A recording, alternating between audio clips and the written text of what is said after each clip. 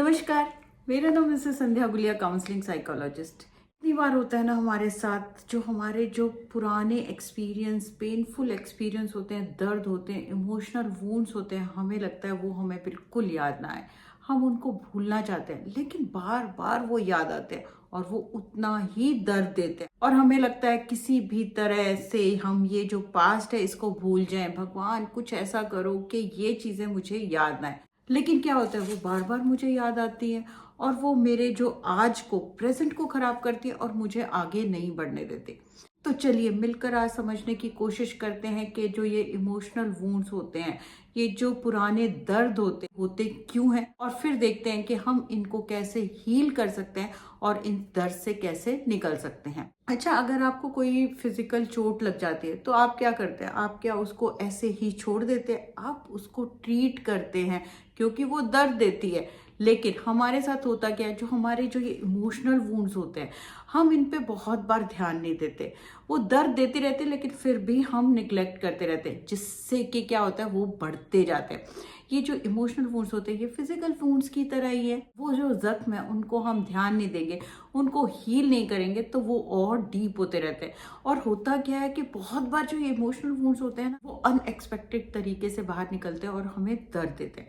तो इसलिए बहुत ज़रूरी है अपने इमोशनल वूंड्स को, जो ये दर्द हैं, इनको जानना, इनको हील करना। सबसे पहले तो प्रश्न आता है, ये इमोशनल वुंड्स कहाँ से आते हैं, ये क्यों होते हैं? ये एक तरह के ना साइकोलॉजिकल और स्पिरिचुअल हमारे इम्प्रिंट्स होते हैं। मतलब कि हमारी पुरानी छाप होती है, जो कि आते हैं हमारे पेनफुल पास्ट एक्सपीरियंसेस से। जो हमने पास्ट में कुछ ऐसी चीजें झेली होती है, एक्सपीरियंस की होती है, वो जो प्रिंट्स होते हैं वो हमारे अंदर छप जाते हैं, जिनको हम बहुत बार अवॉइड करते हैं, निग्लेक्ट करते हैं। लेकिन वो दर्द देना नहीं भूलते। वो जब जब भी याद आते हैं, जब जब भी कोई ट्रिगर आता है, कोई सिचुएशन आती है, वो उतना ही हमें दर्द देते हैं। तो जरूरी है इनको हील करना। अब उसके बाद प्रश्न आता है कि ये मेरे जो इमोशनल वुंड्स है ये आए कहाँ से? इसके बहुत सारे रीजंस हो सकते हैं। तो सबसे पहला रीजन है हमारे चाइल्डहुड एक्सपीरियंसेस। बहुत बार हमने बचपन में बहुत सारी चीजें ऐसी एक्सपीरियंसेस की होती हैं जिनके इम्प्रिंट्स हमारे अंदर आज तक होते हैं। जैसे कि बहुत बार पेरेंट्स का, केयर गिवर्स का नेग्लेक्ट, हमारे पे ध्यान ना दिया गया, हमें बहुत क्रिटिसाइज किया हो, या फिर हमें किसी भी रीजन से अकेला रहना पड़ा हो, या हमने अकेलापन फील किया हो, तो इन वजह से हमारे अंदर इमोशनल जो वुंड्स बन सकते। उसके बाद पेनफुल रिलेशनशिप्स। हो सकता है कि मुझे किसी ने धोखा दिया हो, ब्रेकअप हुआ हो, रिजेक्शन मिला हो, ये भी रीजन हो सकते हैं हमारे इमोशनल वुंड्स के। उसके बाद हो सकता है पास्ट में हमारे ट्रॉमेटिक कोई एक्सपीरियंस रहा हो, जिसमें अब्यूज हो सकता है, लॉस हो सकता है, और बहुत बार कोई मेजर लाइफ में चेंजेस आया हो, इसकी वजह से भी इमोशनल वुंड्स हो सकते हैं। और लास्ट में हमारी जो अनमेट नीड्स होती हैं, कि मतलब हमारी अनमेट नीड्स, एक्सपेक्टेशंस होती है जो कि पास्ट में हमारी पूरी ना हुई हो। जैसे कि मुझे सुना ना गया हो, अप्रिशिएट ना किया हो, या मेरे पे ध्यान ना दिया हो, तो इस तरह से भी हमारे अंदर इमोशनल वुंड्स बन सकते हैं। फिर होता क्या है, ये हमारे जो सबकॉन्शियस माइंड है इसमें स्टोर होते रहते हैं, जिससे क्या होता है, हमारे कोर बिलीव बनते हैं, मैं कैसी हूँ। बहुत बड़ा रीजन हो सकता है हमारे कम सेल्फ वर्थ का, कम कॉन्फिडेंस का, और बहुत बार इमोशनल नमनेस का। मतलब बहुत बार क्या होता है, हम इमोशंस को फील ही नहीं करते। इसका बहुत बड़ा रीजन हो सकता है हमारे पास्ट के इमोशनल वुंड्स।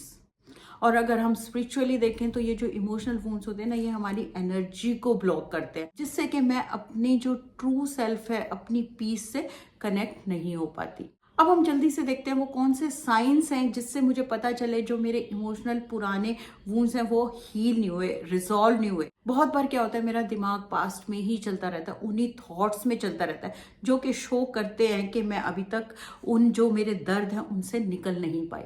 उसके बाद बहुत बार क्या होता है, छोटी सी चीज से, छोटे से ट्रिगर से मैं ओवर रिएक्ट करती हूँ। तो भी मुझे जानना चाहिए कि मैं ऐसा क्यों कर रही हूँ। उसके बाद क्या होता है, बहुत बार हम लोगों से रिलेशन नहीं बना पाते, अपने पास किसी को नहीं आते, तो भी मुझे देखना चाहिए कि ऐसा क्यों हो रहा है। उसके बाद बहुत बार होता है, मैं अपने बारे में ही गलत गलत, मतलब नेगेटिव सेल्फ टॉक मेरे अंदर चलती रहती है, और लास्ट में इमोशनल नमनेस, मतलब कि मैं इमोशंस को फील ही नहीं कर पाती हूँ या फिर इमोशन को फील करना नहीं चाहती किसी भी डर से, और मैं अपने आप को बहुत सारी दूसरी चीज़ों में बिजी रखती हूँ, सोशल मीडिया में, फ्रेंड्स में। तो ये कुछ साइंस हैं जिनसे हम समझ सकते हैं कि जो मेरे इमोशनल जो पुराने वूंड्स हैं वो अभी तक हील नहीं हुए हैं। अब सबसे इम्पॉर्टेंट चीज़ कि अब हम इनके लिए करें क्या, और अब मैं इसको हील कैसे करूं।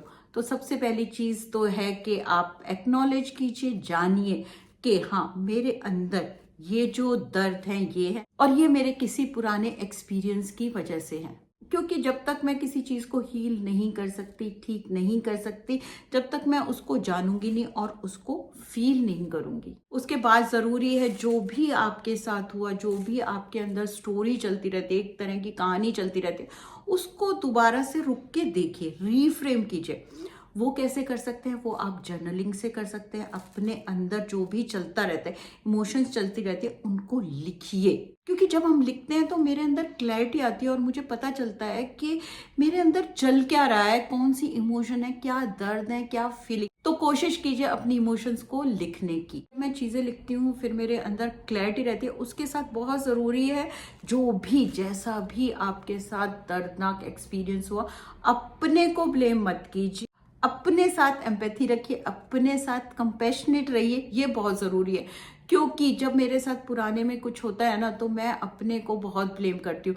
ऐसा क्यों हुआ, मेरे साथ ऐसा क्यों हुआ, अगर मैं ये कर लेती तो शायद मेरे साथ ऐसा नहीं होता। तो यहाँ पर बहुत ज़रूरी है दूसरी तरह से सोचना, स्पिरिचुअली सोचना।